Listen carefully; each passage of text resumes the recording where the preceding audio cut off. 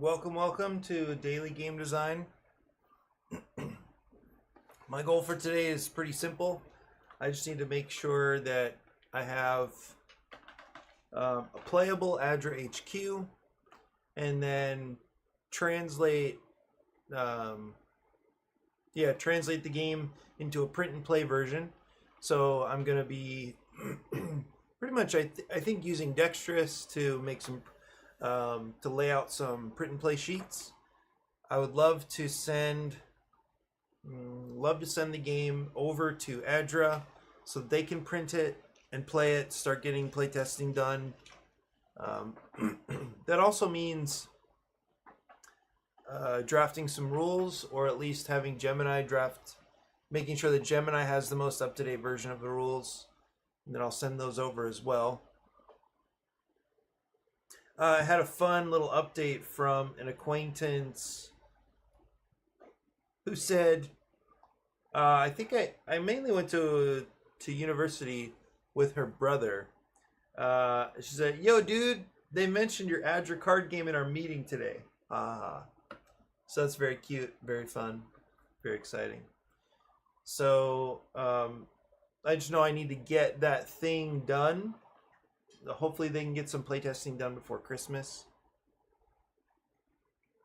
Anyway, it's exciting that this thing is really happening. That people are people are talking about it. Oh, I just realized how to use.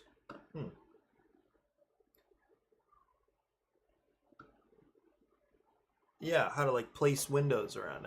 For some reason I missed a detail about how to do that. Anyway, very exciting little, that's a small thing, right?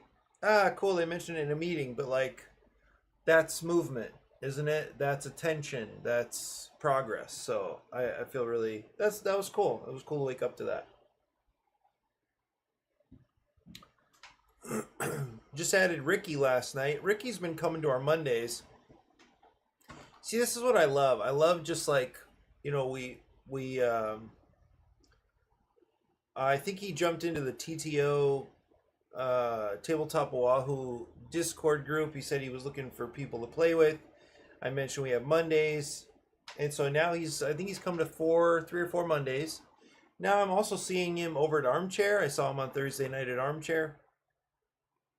And that's the thing, right? It's getting people plugged into community where they feel good about showing up. They feel welcome. They feel included.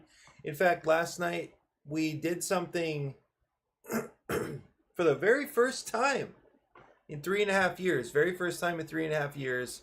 Why didn't I think of it earlier? Well, it's partly because I didn't think of it. I was talking with Lehua and Jacoby last week, and Lehua spent time actually doing research. Maybe I mentioned this on a previous stream. She spent time doing actual reading on what does it take for people to build relationships, to sense belonging in a space. So she was actually looking at research for this. The things that she pointed out was that it's a powerful thing when somebody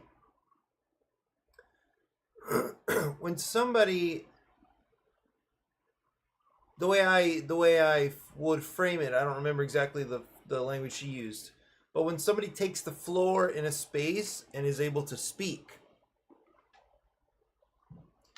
they might feel like they belong there because they had the opportunity to take up space, right, and take up time and have everybody's attention. So I thought that was a cool thing. But anyway, also during that conversation, I realized that whereas I know everybody's names because I'm hosting, not everybody in the room knows each other's names. And then people come and go, and so you might miss an introduction or something like that. So the idea was, man, my connection is unstable today.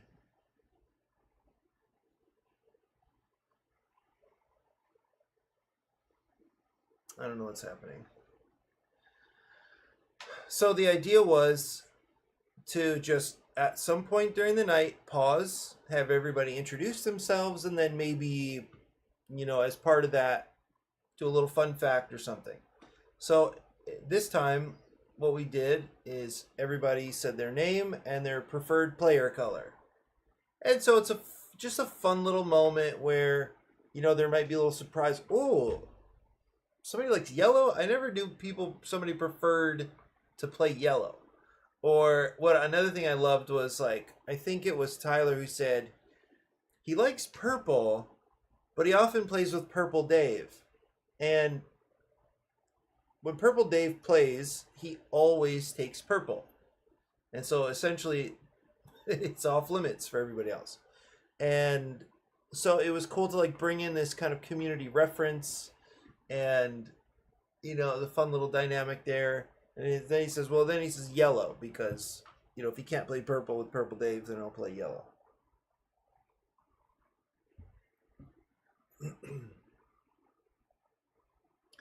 Anyway, it's just great to have people getting plugged in, getting to know each other. Another cool thing is I had my friend Destiny last night.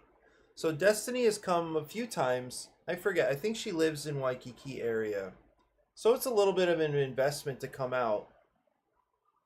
She's got her scooter, and so she cruised up.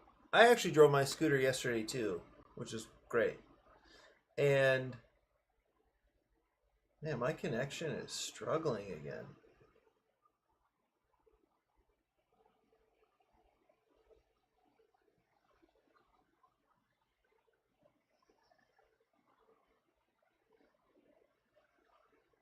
My computer's not super stressed either.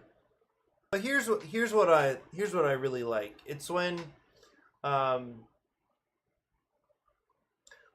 so Destiny, I'm sure she's played some games in her lifetime, but she would typically come. She's come a very few times. She'd come and play. Wow. I do not know what's going on.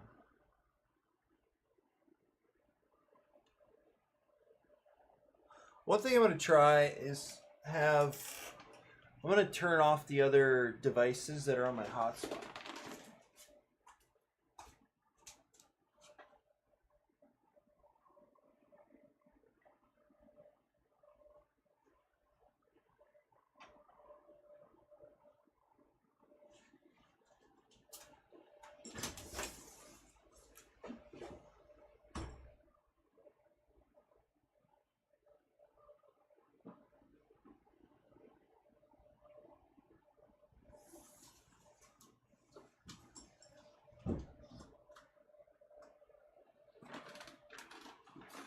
What else can I do? So I don't think my phone is overheating.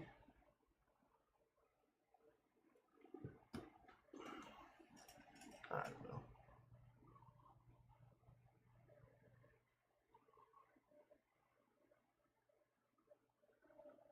Yeah, this is crazy.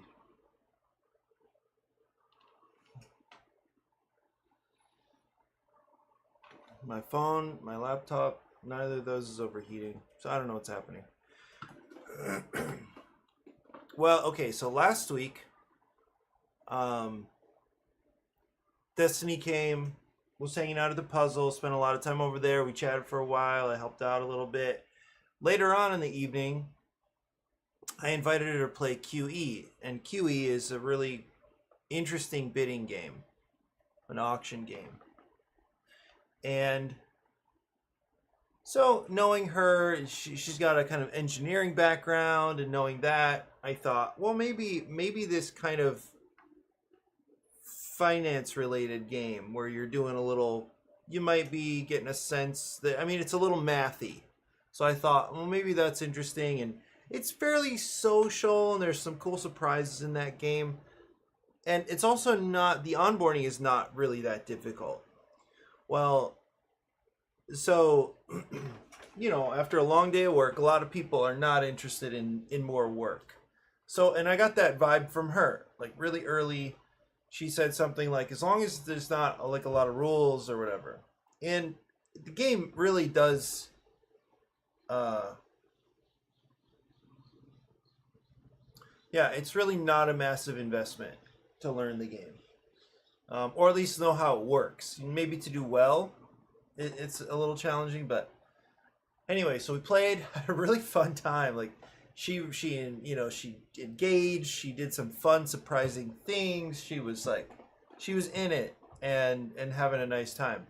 So then this week she came back, um, and she was at the puzzle for a little while. We brought it out, but then the guys like Jacoby and Ricky brought her over and they started playing some card games. So she sat and I think played a couple games through the evening, and then we even played the gang after. Had a great time with the gang. Like the game worked well. It did exactly what it's meant to do, and we all had a good time. There were challenges, and we succeeded.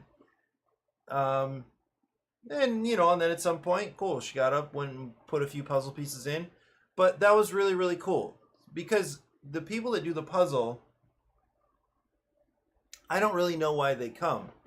We put out the puzzle so that we have a variety of things going on, that somebody can, they can take a break if they want, if they just like puzzles, if they just want to be in a space with people and that's it, they don't really want to engage, that's perfect. That's no problem. It's not that it's when I said I don't know why they come, it's not that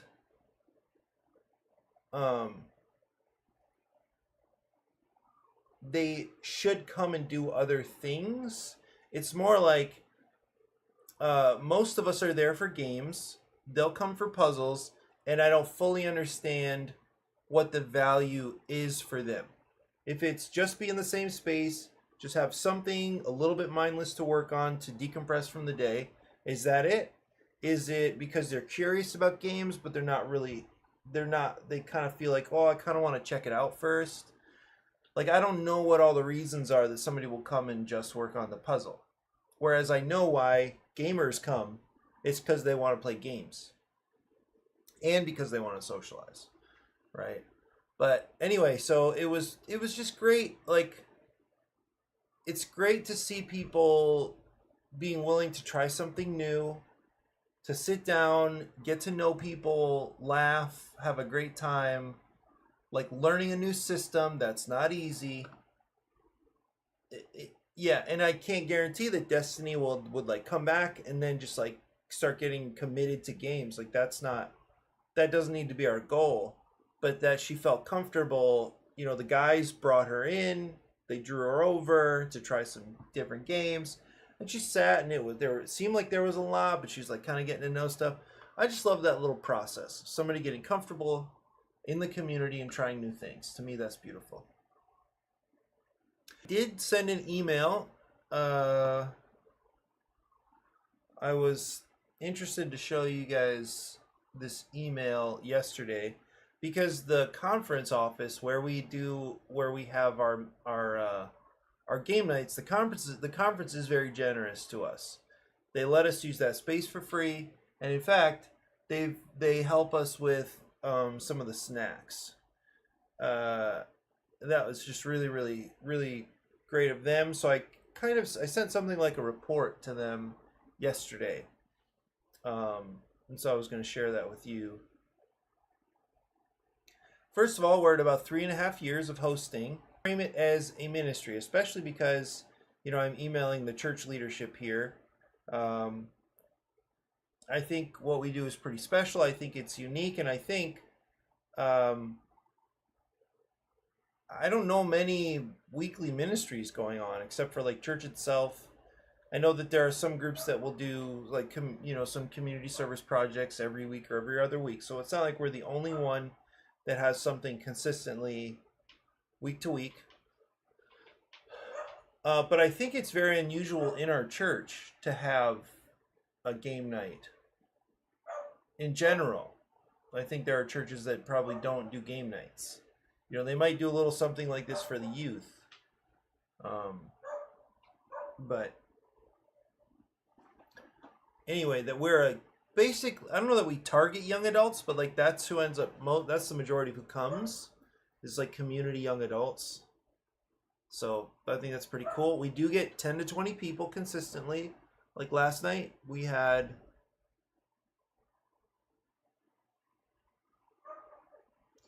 it was about four tables of 3 to 4. So we had about 15 last night. The other thing is, I really do believe that it's getting to know people and consistently hosting something in the community that enables our retreats. And the retreats brought in about $6,000 to the camp, so I'm happy to share that with those guys.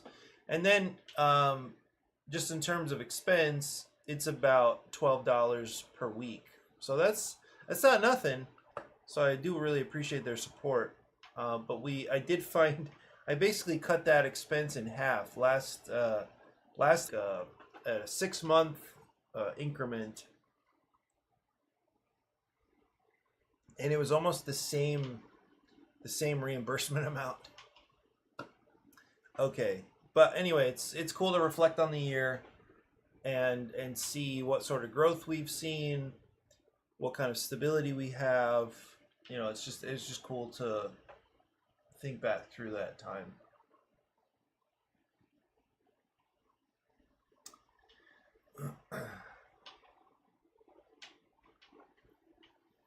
Did I do a little more for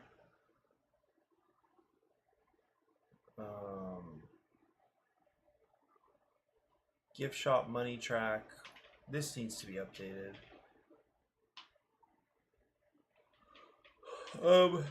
Yeah, Sugar Shack, I feel, made some good changes to yesterday. In particular, making a card for the free action. The players have it right in front of them, they don't forget.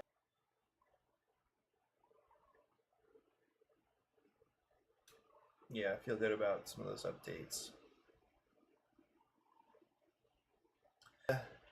Make sure that I get this. Let me see where ADRA HQ is.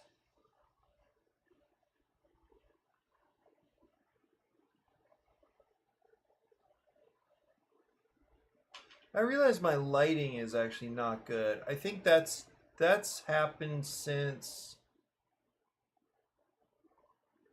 I changed. I think since I changed the configure video, because I didn't want. Yeah, I found out that I had green screen going on, and then I like changed a bunch of the settings for the camera in OBS. That helped a lot, didn't it, just then?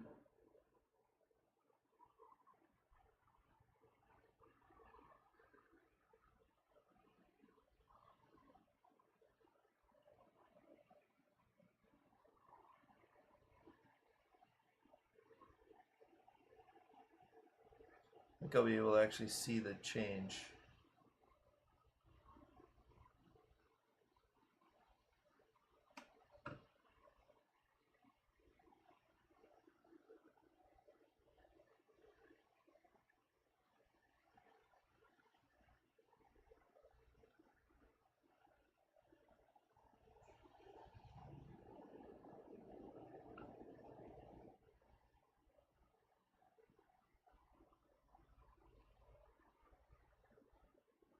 Oh yeah, that helped quite a bit actually.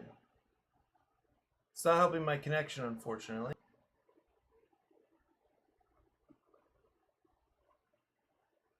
Print and Play Palooza. Yeah, I still haven't gotten there. Anyway, welcome, Francisco. I'm getting there just now. I'm having like connection issues again. Very sad.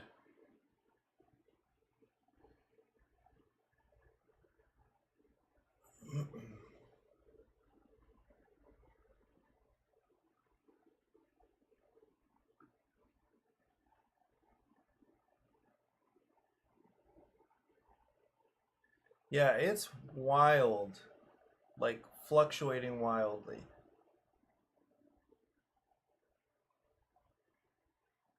Yikes.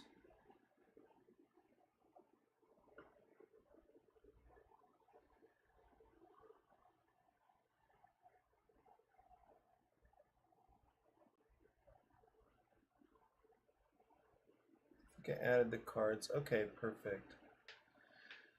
So I think it's as easy as making the sheets to do this. Yeah, if you saw the metrics in Facebook, it's so sad. There's so much crazy fluctuation. Like, what is going on?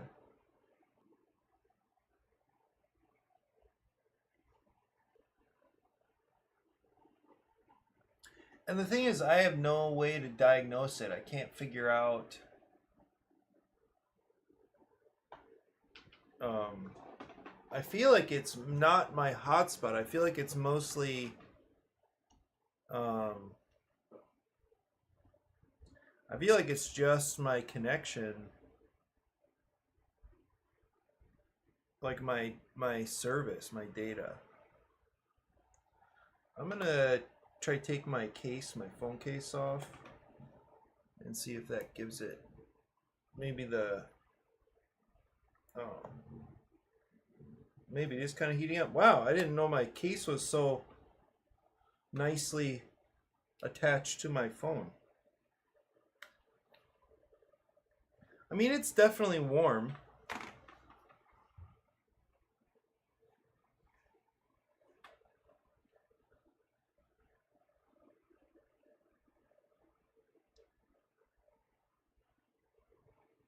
Maybe that is part of it.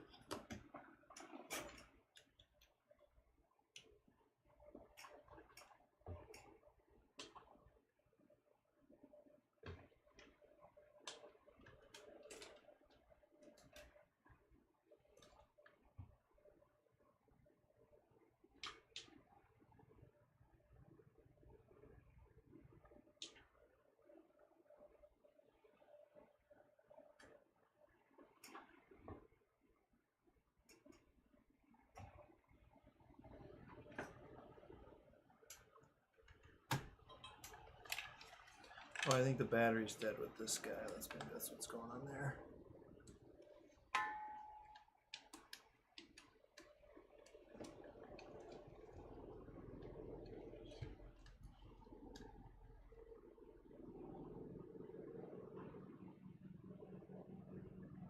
Okay.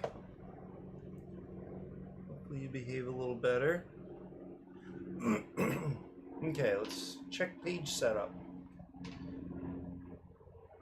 Crop margins. You know what I think maybe I don't have in place then is card backs. Well, let me see. Okay, so they do exist, but they're the old style. So maybe just okay,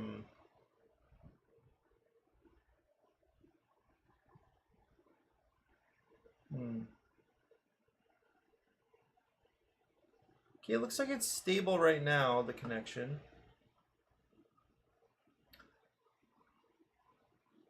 Stay alive, battery. Actually, I just plugged it in. It's just there's a little fan, a nice little battery powered fan that it can charge. Francisco, do you do music for your streams?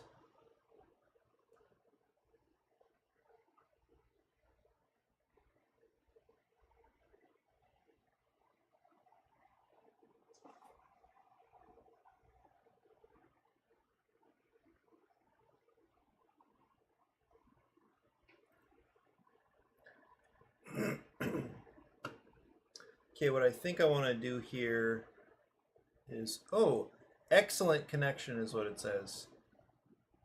Let's keep that up. Let's keep that up, folks. I noticed I was a minute behind music. Sometimes if I'm doing an art stream. Got ya. Okay, so this is what I think I need to change.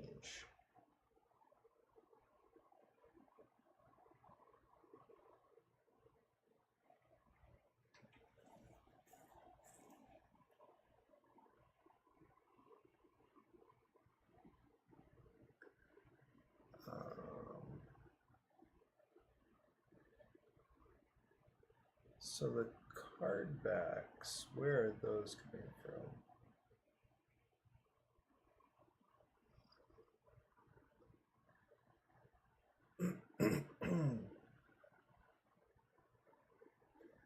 I think question is the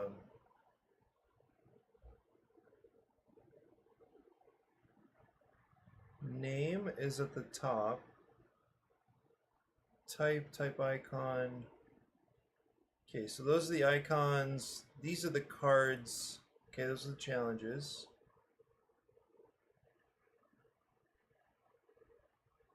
Yeah, I think at some point I made the backs. I look for free live stream music on.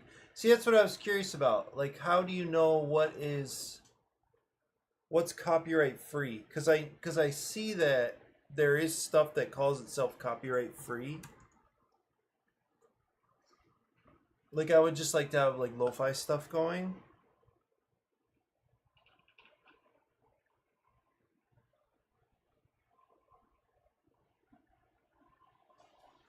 But I wonder if I have to copyright free lo-fi. Yeah, I searched for it before.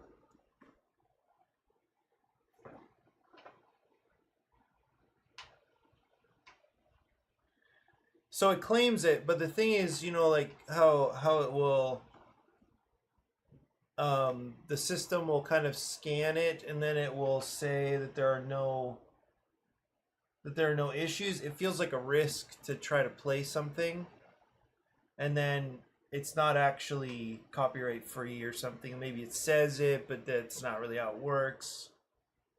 So I don't want to just like get the stream taken down because somehow I pick music that isn't what it says it is. Let me try. So like if I have this playing,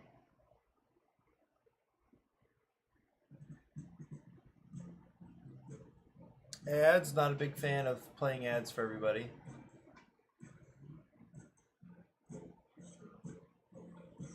And I know it's muted right now.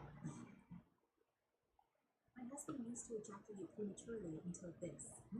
Okay. Thank you so much. All right. So I can bring this in now.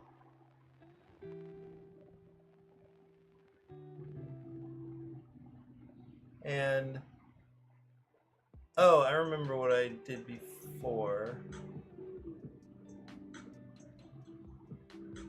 Then I'm not going to hear it anyway, but I would like to.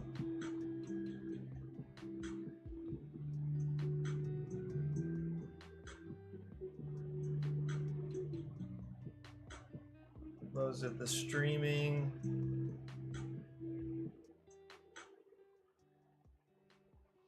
Yeah, that works. Wait, is it that one? There it is. So I can't hear it, but I can see it's playing. And it's about a third of my voice, which hopefully is... wow, thanks for that ad. Yeah, love it. I can vaguely hear it, which is probably all you want. Yeah.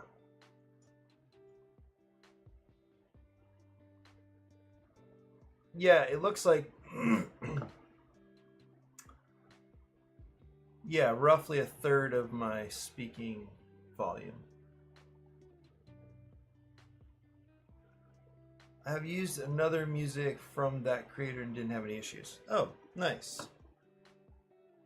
Yeah, I really like just a little background stuff, and I haven't put, I think since almost the beginning, I have not had any back. I think I tried once or twice, and I have like a downloaded thing that I used to have in the background.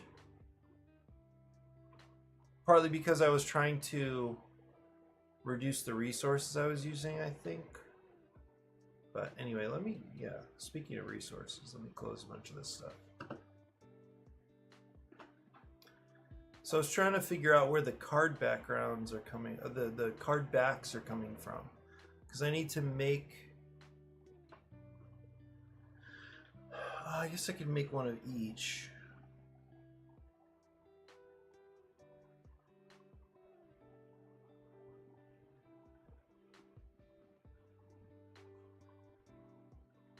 So I think when it says back, the card backs in here are literally, yeah, I probably made them somewhere else. Not here in, not here in Dexterous.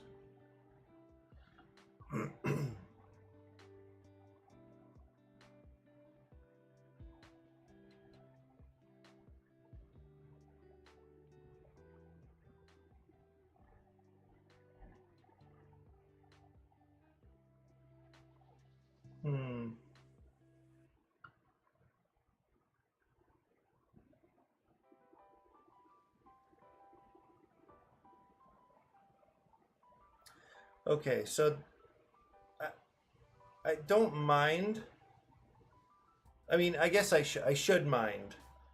I was gonna say I don't mind that these card backs are outdated, but because they're only outdated in the sense that there are these old icons. Whereas even the challenge cards have the right icons. Like these are the ones that are just borrowed directly from the website. That's where I went with the icons here. Like inside each of these different shapes is the original icon from the website, but I've changed the color.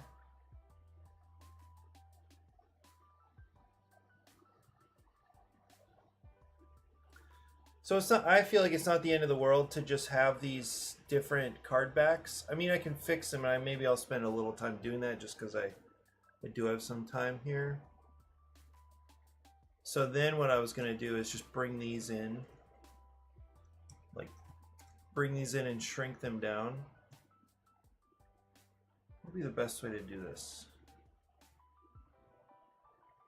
Okay, so I'll just drop everything onto the same, like this.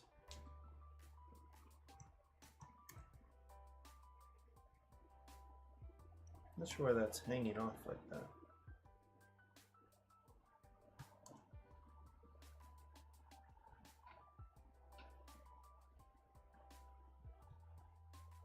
So I was really just interested in having the same size, and then I thought sizing them all individually would be kind of annoying.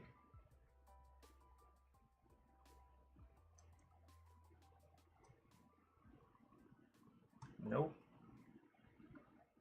Pixel art, so may not be commenting too much. Yeah, no worries. Thanks for hanging out. What is the pixel art for?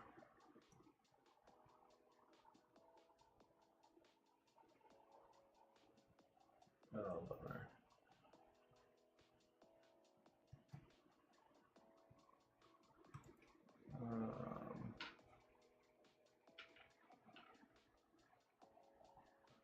Actually, let me size everything down. Home Alone, nice.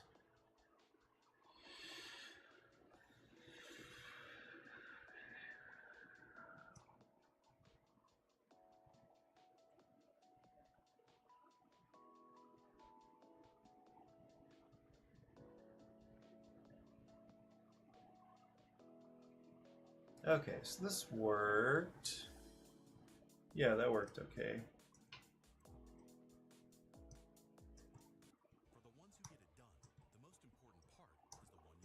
Pixel art, I just cannot imagine. I mean, you've done so much of that.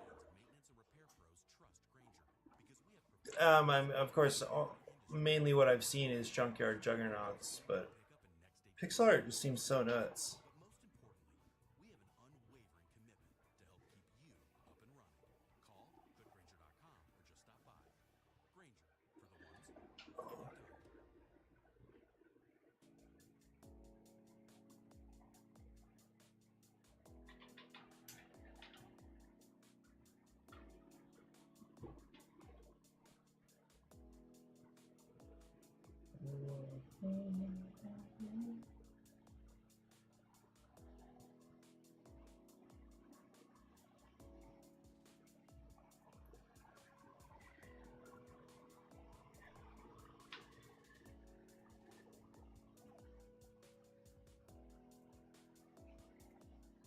So one thing I'm pretty excited about, I met with Ming yesterday. I've been meeting with different people who are part of the, they're either on our retreat team or just other leaders in the gaming community here.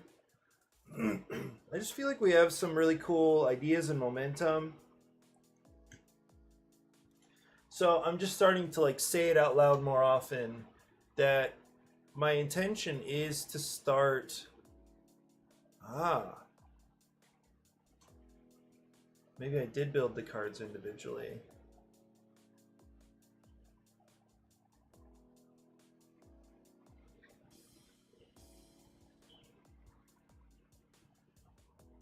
My intention is to start, eventually, start replacing some of our people's income. So I think that means growing in certain directions. We identified a couple of those yesterday. Because some of it is just about looking for, like, making the right relationships, having the right,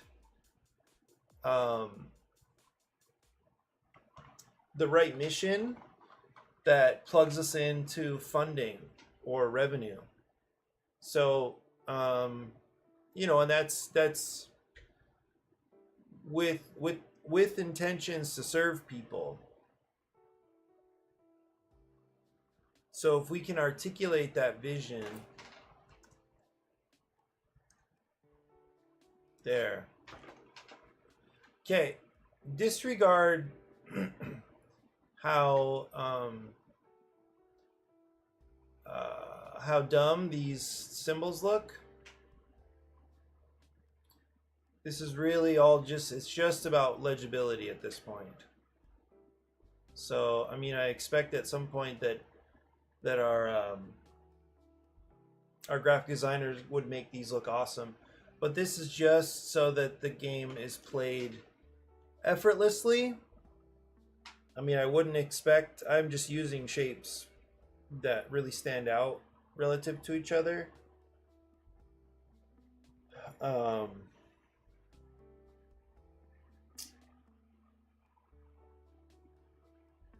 Okay, so I can do this, and I can do this very quickly. So now I can move this into the cards.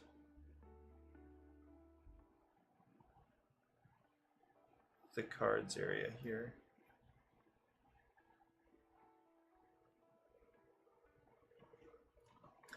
So when I talked with Ming yesterday, what I described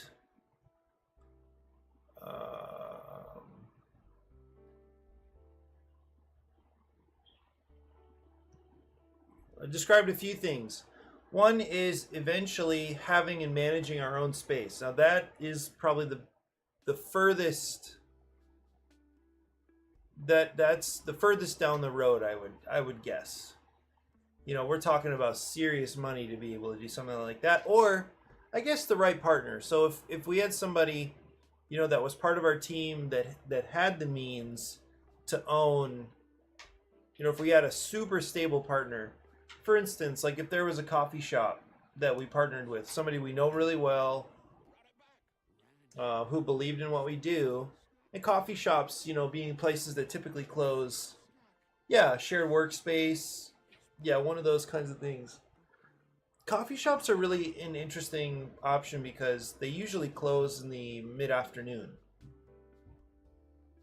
Right? They know most people are not interested in coffee in the evening. And so I think quite a few of them, like their hours just have them ending in the middle of the day, and so it wouldn't. I don't think it's unimaginable to partner with somebody like that to open up in the evening for 5 hours or something like that, almost on a daily basis. Because what we noticed in Francisco, I think you would find this conversation interesting. And so sorry to distract you from your pixel art, but there, I was talking with our guys who come early because we have a little connect group, like Christian connect group, before we do games, and it's usually just me and Jeremy. But I don't know, we've been getting another guy, and for a while now, and then we had another one just come early yesterday. We haven't seen him in a little bit, but he came early, and this was the first that I mentioned or that he heard about our connect group, so he sat with us too. We were having a little conversation about.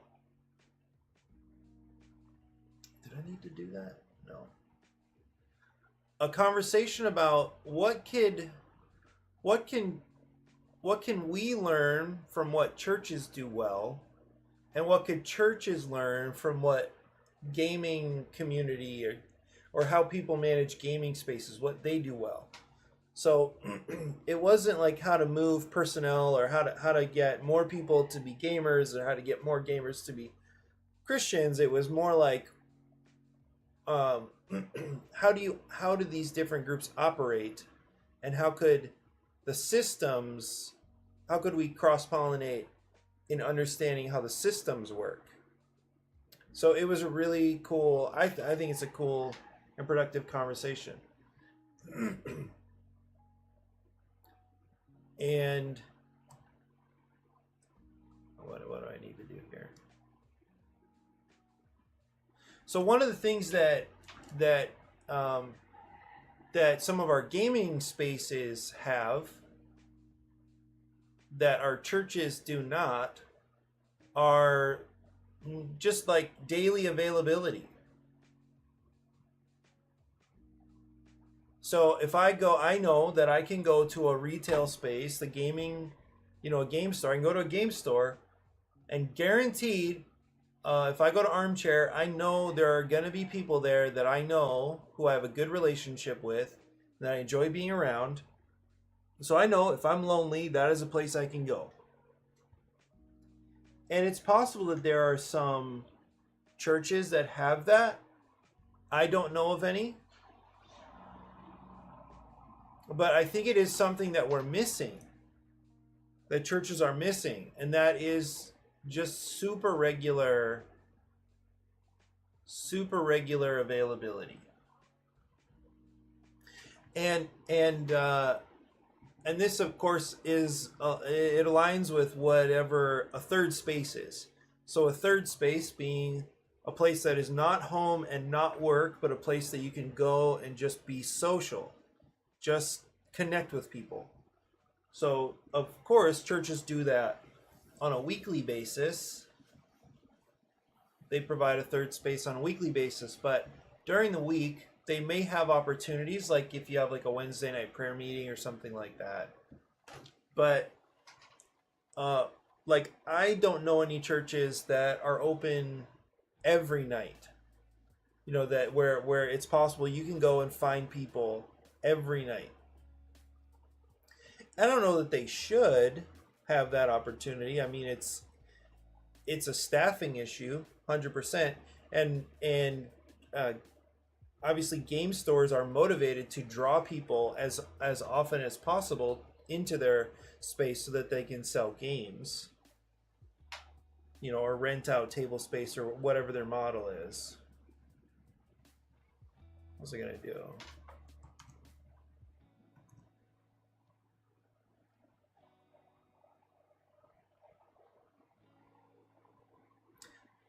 So just the way that the way that a game store would they'd be motivated to prioritize availability. I mean, it's a different set of motivations. I think the pushback you might get, which I don't think I agree with, is Well, the people are the church, so people should go to the church body where they are if they feel lonely.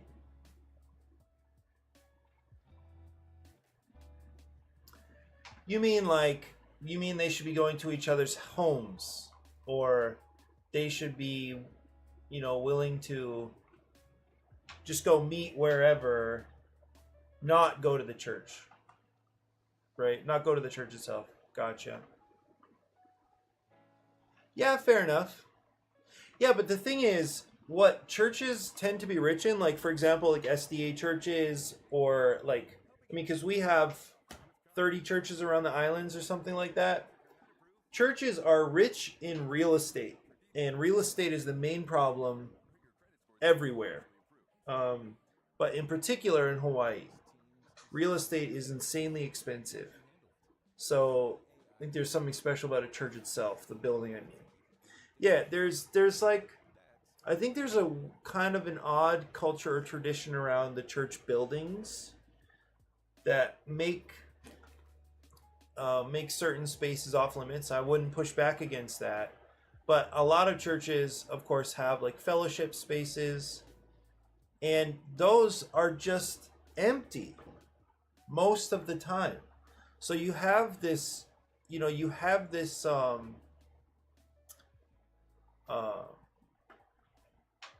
mm, yeah, real estate space. You have just empty rooms, empty shelter. Like it just stands empty mm, for the vast majority of the time. I wonder what percentage of the time during any given week, is a fellowship hall being used at a church. Some churches are super active, so they might have their small groups going, they might have other things going on during the week. That is not typically my set of the churches that I interact with, that I attend. I don't think they typically have a lot of stuff going on during the week. There might be, there's like one church hosts a wrestling team, but I think what is it? Almost like begrudgingly, like they would prefer that wrestling team was not there. Some of them. But anyway, okay, so a waste of space. That's what I see happening a lot. You guys have the space, and that's what's been really cool about getting into the gaming community and realizing that most of where I've hosted stuff is at churches because they have the space and nobody else is using them. So we use those spaces. So anyway, while I agree that people in the church should be looking after each other, that may not be happening. And I think in some cases, like for instance, some of the churches that I've attended, people don't invite me to their homes. I don't know what that is. My parents, that's the culture I come from, is my parents invite a lot of people over. They host guests and all that stuff. But here, I've very rarely been invited to somebody's home. Or like people are just busy during the week. So like, it's not like they're just inviting people to hang out. And my family doesn't live here. So, and I've had to put a lot of work and time into getting to know people, but it's still not easy. Like I can't just show up at somebody's house all the time. So, so going to Armchair, going to one of the game stores, that is the place where I can find people if I feel lonely. That is the place I go to, right? And so our churches don't have that. They don't offer that opportunity. They just don't. So is their church has the space used by other non-profits they have a relationship with throughout the week. Couldn't have my wedding there because it had things going on. Yeah. Armchair is one of our game stores. If it's not being used, then yes, totally agree. Yeah, these spaces should be used. They're just sitting there. I mean, especially in Hawaii or any place where real estate is insanely expensive, it's like, it's such a waste.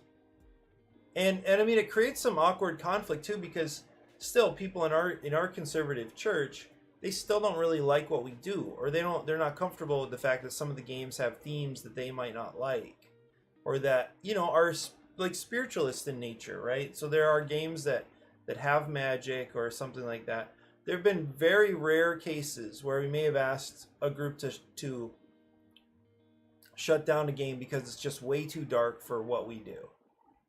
You know, but anyway, there are some games that I'll let pass that other people are not comfortable with at all. That some will not play a game because it mentions or uses magic. So Junkyard Juggernauts would be off the table. Can you believe it?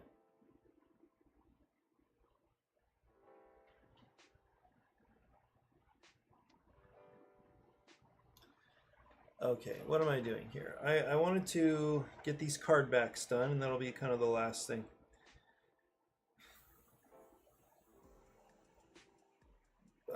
First responder. Okay, I'll be right back.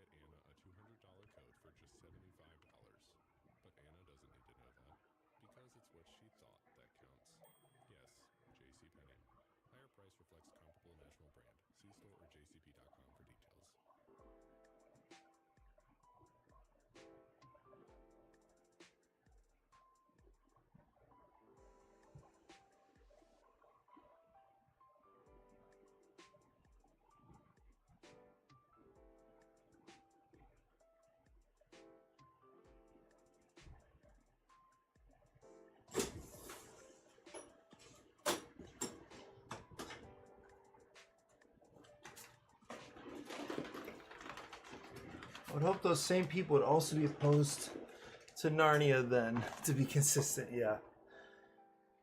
Here's a funny thing, Francisco. It's not funny at all, actually. But I don't expect consistency anymore.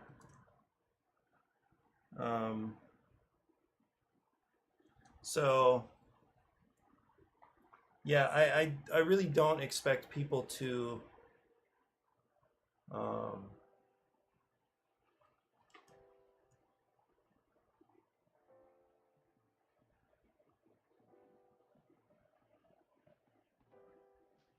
yeah, I don't expect people's reasoning to be consistent or for their for their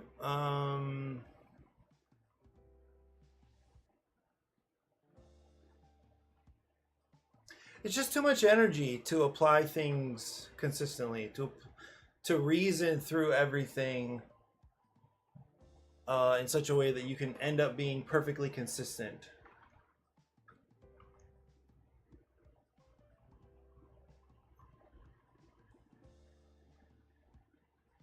Yeah, I just I don't expect it. So I don't even, to be honest, I don't even generally reason with people anymore. Yeah. I like one thought somebody had, I think it was, there's this one girl who kind of went viral recently. Chi.esp in on Instagram. Was it her or somebody else? I think it might, I don't remember. Um oh, it was her. That people are unlikely to change unless their identities change. Um in other words, I think, what is it? It's kind of enlightenment, positivism, like whatever led us to believe that reason was that logic, that reason, that people's minds change because they make sense of certain things in certain ways. Like whatever led us to believe that, um, I think is finding its greatest challenge now, where reasoning and basic assumptions and agreements about the world, kind of those things don't really exist anymore. Persuasion, like if we can't agree on the same facts, we can't agree on the same definitions. There's no such thing as persuasion through reason. So uh, instead, people need to go through experiences that disrupt their thinking and disrupt their identities, um, and then see if they can make sense of the world after that. Okay, I kind of like this. I kind of like what's going on here. Should we put money at the top? Probably not, right?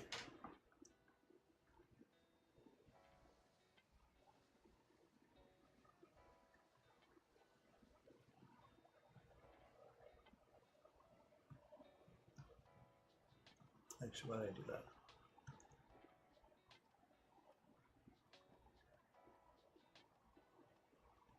Taking care of your money is taking care of your mental health. That's why I use Experian, my big financial friend. With the Experian app, I can check my FICO score, explore savings tools, and take cash from credit card payments. Some cards are labeled no due decline, which means if I'm not approved, they won't lower my credit scores. That's confidence I can count on. Download the Experian app today. It's free. Apply for noting decline card Yeah, totally that's free. why story can be powerful, because it If you subverts, haven't already, might be a better word, logic, and Experian and is more experiential. Yeah, yeah, that makes sense to me.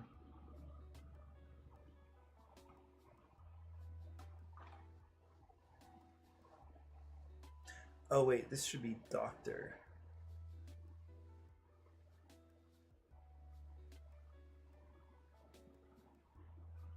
Yeah, and probably why Jesus used story all the time in his ministry.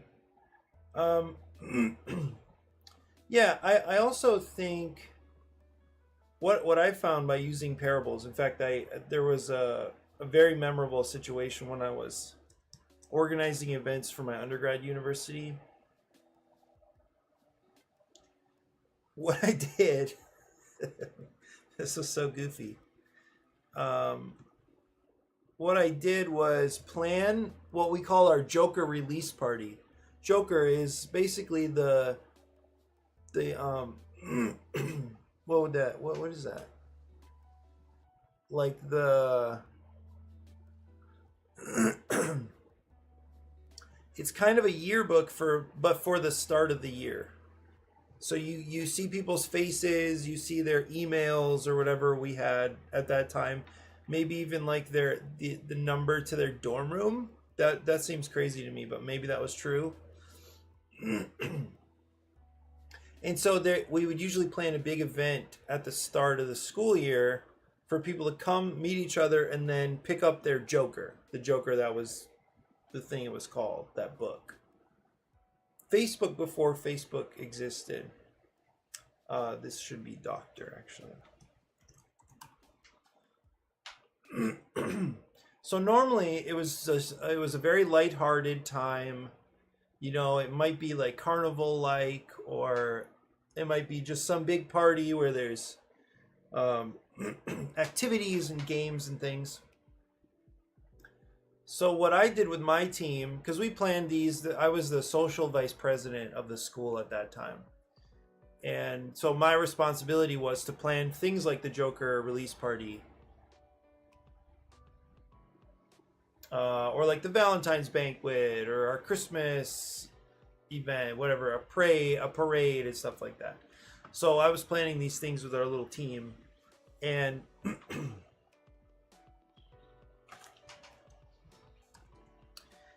and so what we decided to do was something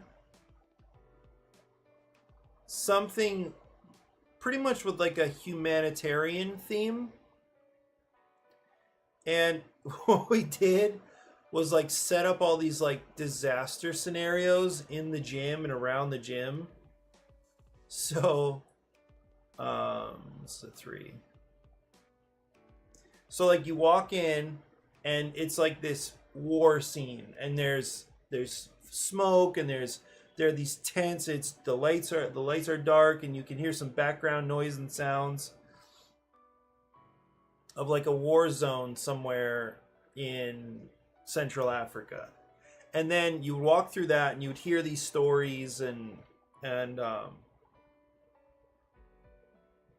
you'd walk into a clinic, a medical clinic, where there were nurses moving around, there were people laying on cots and stretchers, and it was like from the war zone, now you have people in this clinic. And then it was stories about in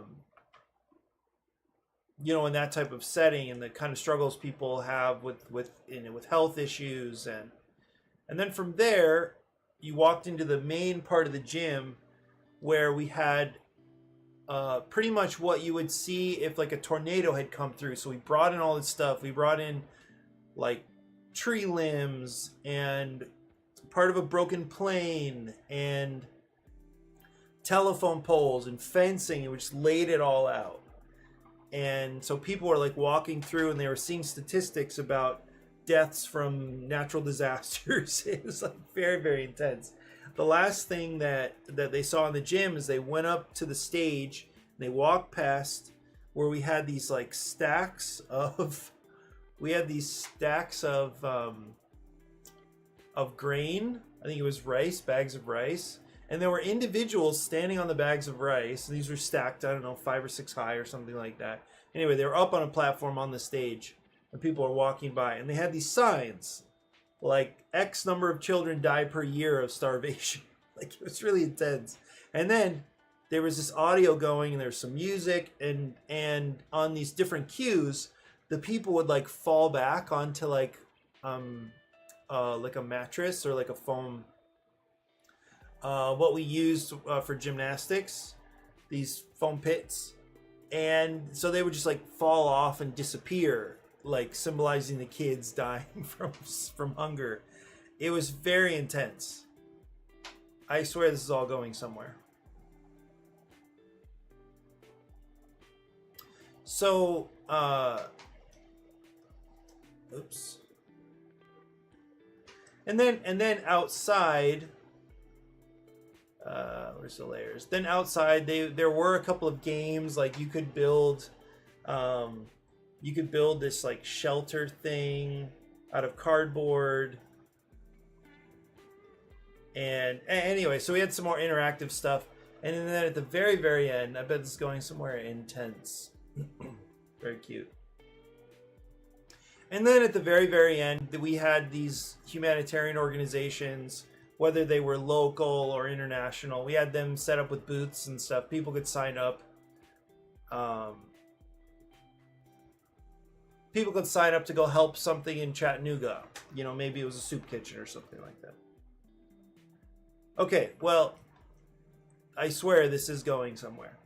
So we had this big event, and people, yeah, they got their little jokers. We did what we needed to do. Plus, we did what I thought was like a meaningful thing. Was like to inform people about issues going on around the world, and and give them an opportunity to serve. That's how I viewed the event. And I knew it was irregular. I knew it was not going to be, I knew people would react to it in different ways.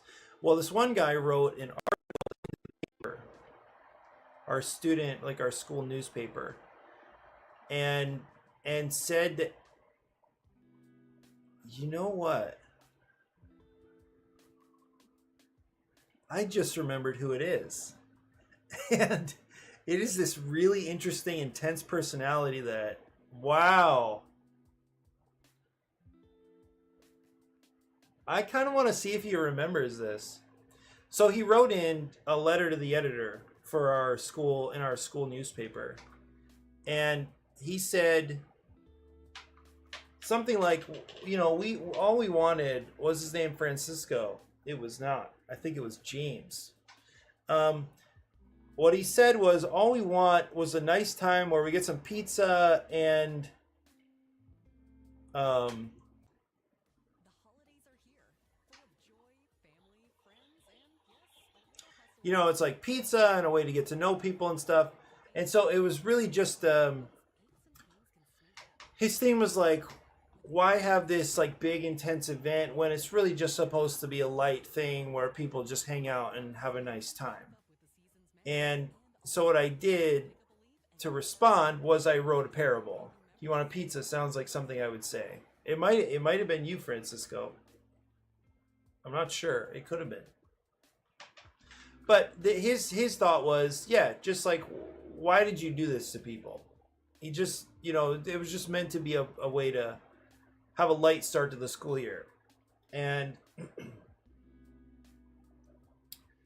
fair enough. But what I did was write I wrote a parable in response. And so I wrote a letter to the editor myself, and it was a parable. And so this is full circle now, finally, isn't it, Francisco? And then it was this like little, it was a little story about a farmer who fed, this is maybe sounds really bad right now, but what? Oh, it's grouped, that's why.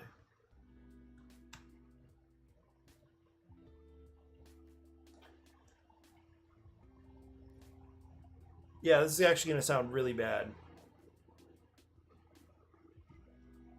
So the story is about a farmer that would go out and feed his pigs, and the pigs were used to the pigs were used to ice cream and candy and all this stuff that was like really sugary and unhealthy. And then he started replacing that stuff with vegetables and grains and whole food, other healthy stuff. And at first the pigs rejected that change because of what they were used to. And so I wrote in, submitted that, it got published, and then the guy actually, what is this builder? The guy actually responded in an email to me, and he said, "Thank you for your explanation. Fair enough, I get it." And it just kind of resolved itself. And so I am a big believer in story, of course, and parable. And I think partly because it's a little less direct. It's a little more like it's interpretive. It kind of gives them a thing to think about and chew on and wonder about, lets them process it. They can relate to it because they can see it, right? It's concrete. It's something they can probably understand. And so, yeah, I'm with you. I think, obviously, telling stories is very powerful, and maybe a much better way to be connecting with people who believe differently from us, and who we would like to come to an agreement with. Or who we would like to invite into our communities. Stories can go a long way. I'm super on board. Well, thank you for listening to that very long one, which may not have had like an interesting resolution, but it's something that has really stuck with me for sure.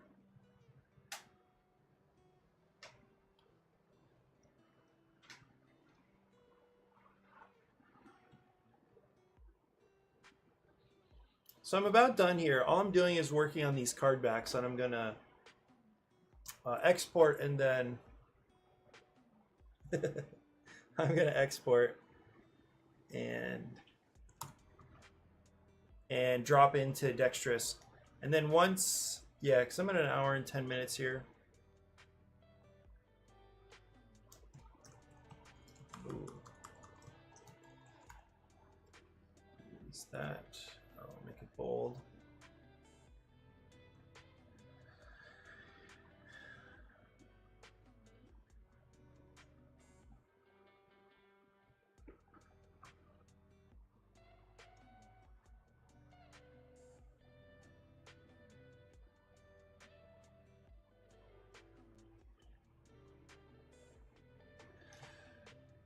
Okay, so even though these are ugly right now, they're very, very functional, which is always my goal at this point. So I'm going to export these, and then I'm just a couple steps away from basically finishing my, completing my objective.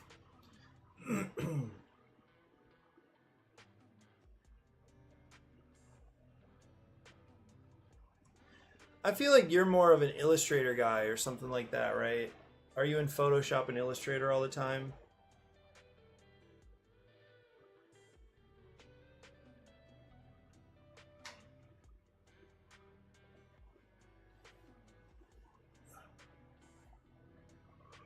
Or what's like the, I can't think of the other one that's also,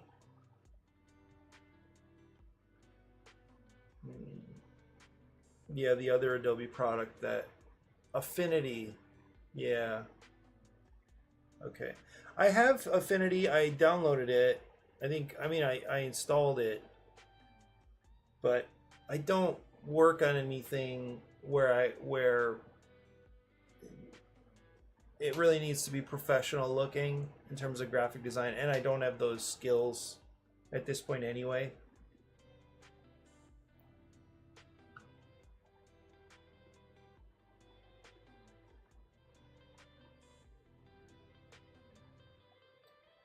Five cards. Why did I have? Oh no, it's only. Okay. Okay, now I can just come in and change out these. I do like how smooth this is.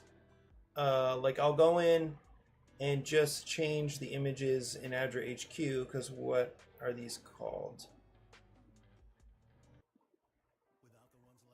Yeah, card back, whatever. Card back builder. And then it does a nice job of just updating everything automatically.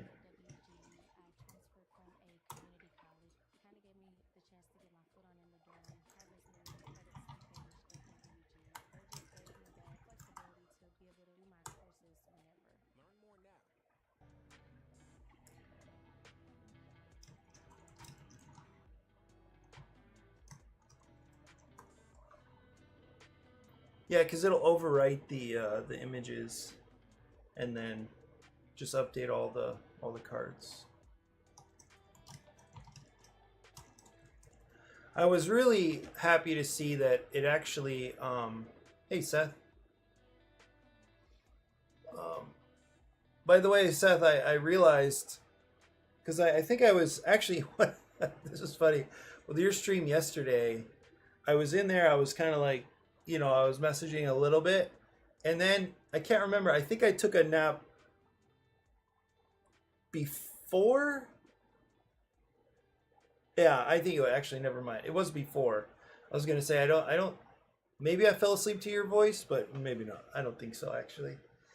But I realized that was kind of Irish goodbye style, because I went off to prep for games and stuff. But you're good. You're good, and also Francisco's good at saying goodbye. I just kind of left at some point. A sprite.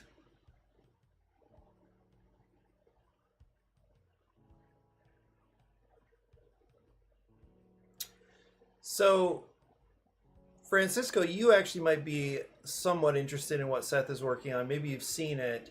He's posted about it in the Share Your Work channel of my server. Partly because it is, I don't remember where he's getting his images or how he's getting images or making them, but it is pixel art. It's definitely like a pixel art style.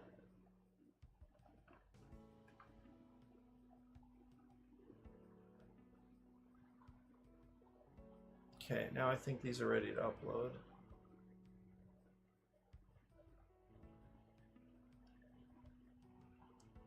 Yes, for all images.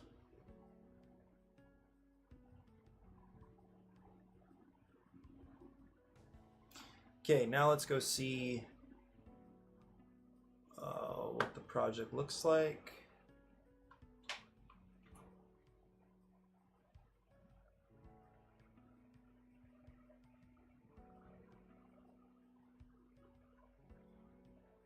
Make sure to include the card backs. They are in there. Yeah, okay, so there they are, the updated card backs.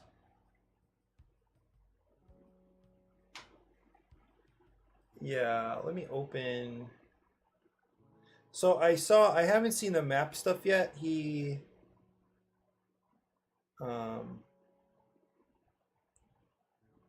This is like, there's this part of it, this interface where you're like kind of gearing up. So you got units and they've got gear that you can add and you're buying and selling. There's the store here, inventory and all that.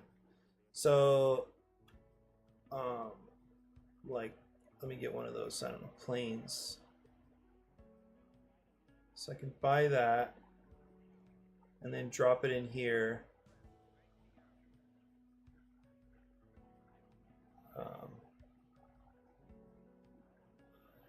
Add rockets. No, not to this guy. Oh, I need to pick a thing. And then add rockets. Oh, I can have machine guns too. Oh, here's the map editor. I'll open that.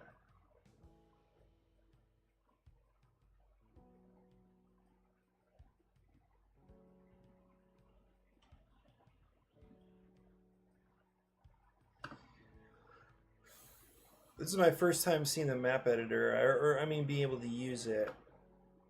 Let me see. Randomize. Oh, I see. This is this the city that you're talking about? This, whatever this type of terrain is. Oh, I like that it connects. It kind of plugs in and crosses the grid lines. What does this do? What does this do? Oh, is it like foggy or something? What is this?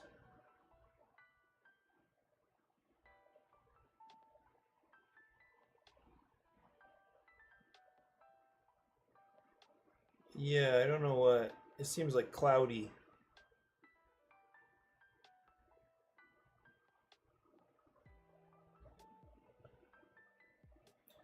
Yeah, add some whatever this is. Oh, this is the road. Okay, nice. This is really cool.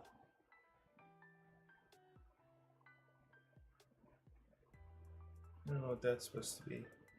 Cloudy with a chance of war is what Francisco says. Yeah, there's fog.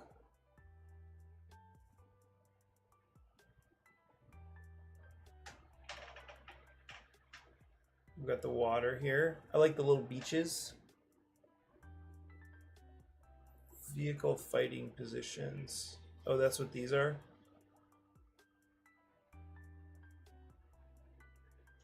Ooh, oh, okay. You can change the grid size. 1. Oh, wait, 0? What is 0?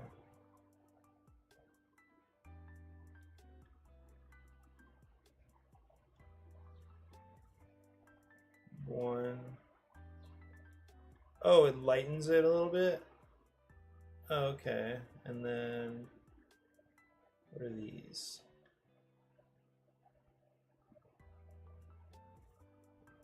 Looks like those do something similar. Hmm.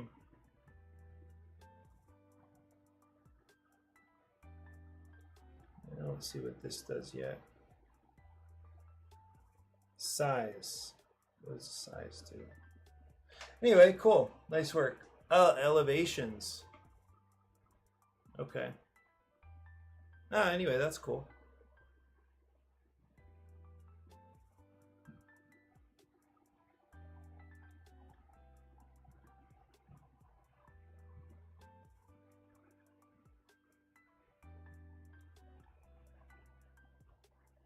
Paintbrush size.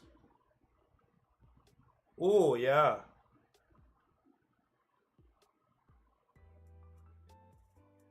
Got it.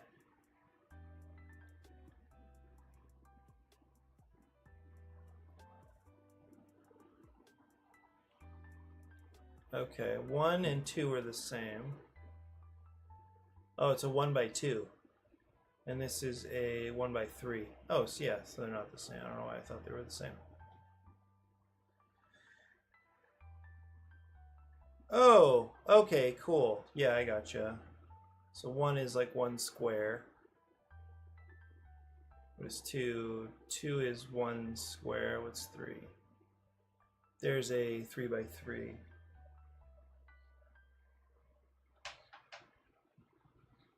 Cool.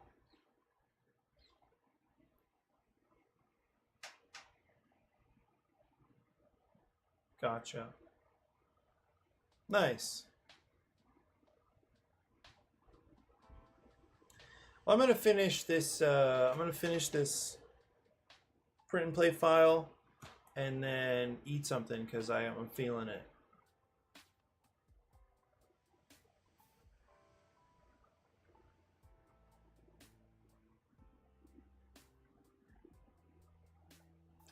I may have to rest a little more. I just realized I'm feeling a migraine coming on.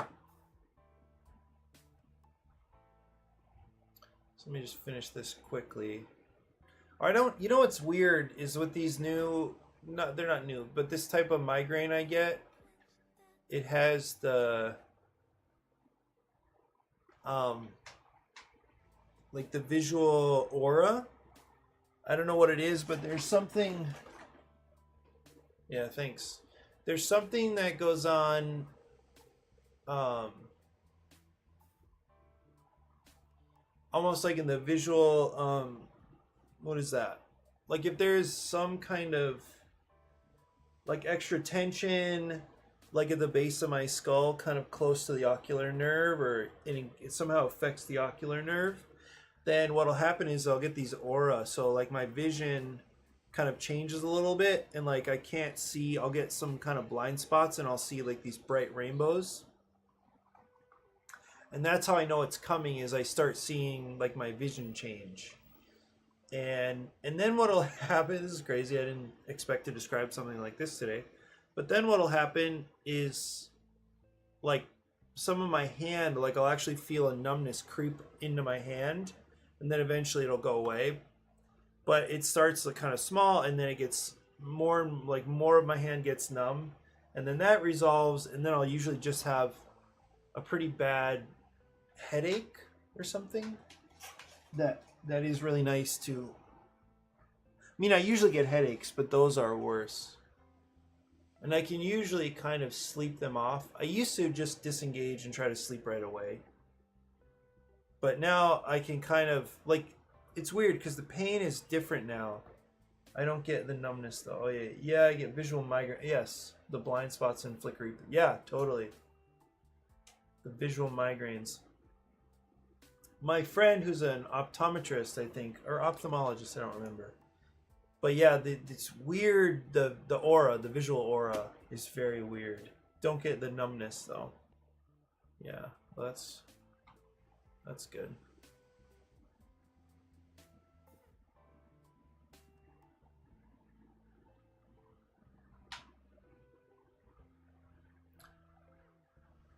Okay, so I think this is it for the cards. Let me just make sure.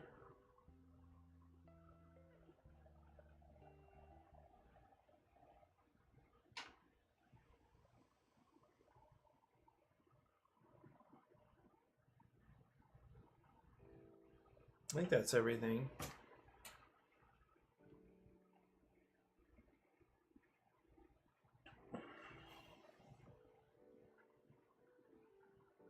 Narrator voice. Scott's friend was an ornithologist.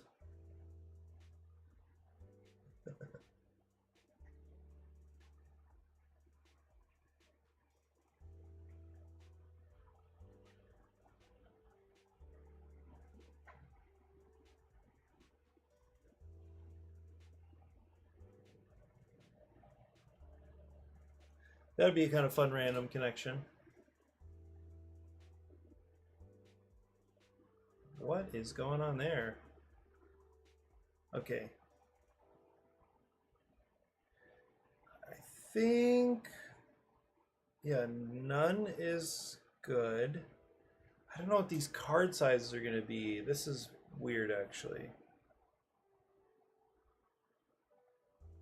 Because I guess without printing them myself, I'm not sure how well they would sleeve.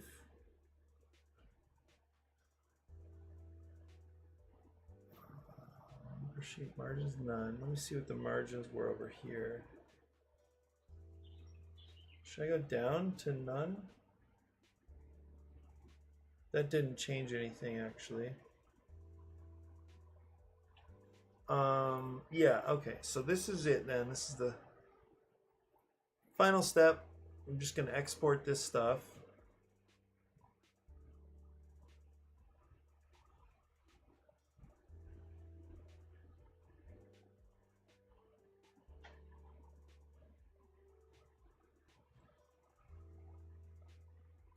So the music volume, how was it? Was it distracting or no?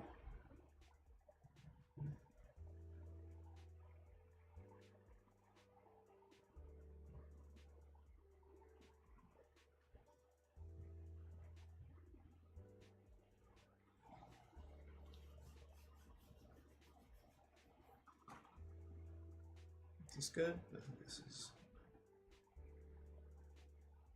We're ready to go.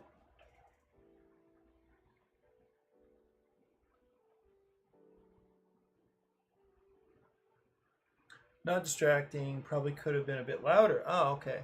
I have your audio cranked because I'm in the kitchen cooking and I can barely hear it. Oh, okay, okay. Well, cool. Thanks for that update, I guess. Also, right now, it is playing. What is this? ADRA HQ PNP.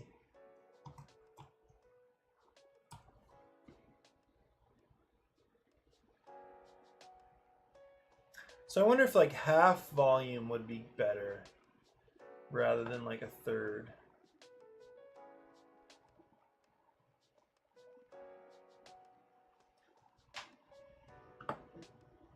Probably depends on the quality of the music. Nice.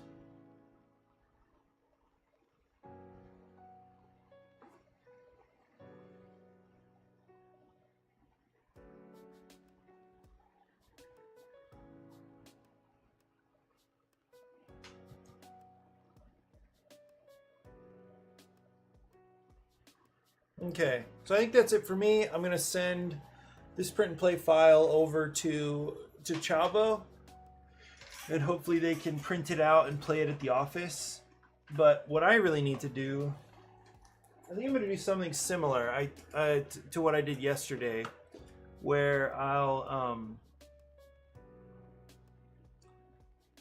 print this, maybe print it myself, cut it out and just sleeve it rather than going and having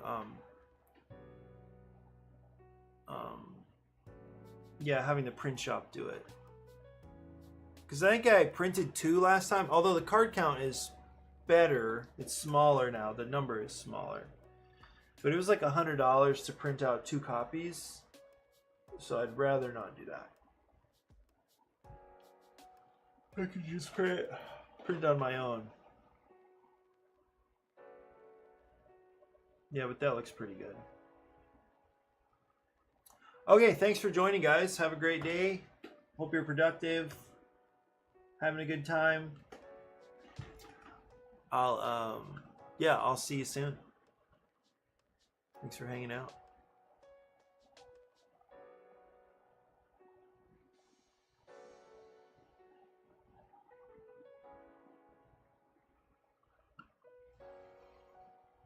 Hmm.